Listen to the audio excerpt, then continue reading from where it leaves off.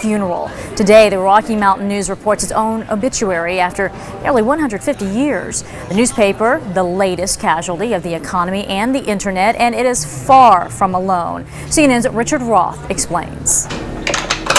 It sounds like newspaper reporter Pia Catton is on a deadline. Instead, she is at home. Pia got her news 5 months ago. She lost her job as arts editor after the New York Sun shut down.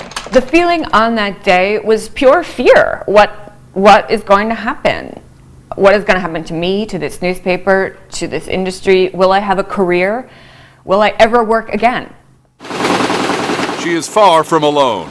Newspapers used to report other people's problems. Now they are in a fight for their life. It's in a free fall, and nobody knows where the bottom is. It's kind of like the water in the toilet. It's swirling around. The bad news arrives every day across America. Readers, especially younger readers, are shifting to the internet. My children do not read the newspaper. My children get all of their news online. I don't even subscribe anymore. Yep, okay, what else? And it's a story about... The morning meeting at the New York Daily News, 7th highest circulation in America. Mort Zuckerman is the publisher.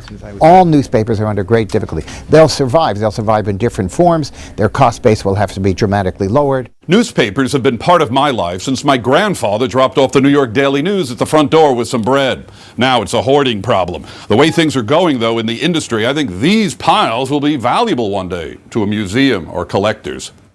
A dramatic decline in advertising in a brutal economy has forced newspapers to cut costs by firing cartoonists, columnists, and more, and sharing resources with former competitors. So it is a hugely challenging time. We think that some newspapers will survive, and not all of them will. So you got my email about this story on savings. Pia, the reporter, took a short-term gig editing a book, but she's decided she may need a different career. I mean, there always will be a market for news. You will always need to know immediately what is happening. Will there be a market for newspapers? That's another question. Richard Roth, CNN, New York. All right, so here's something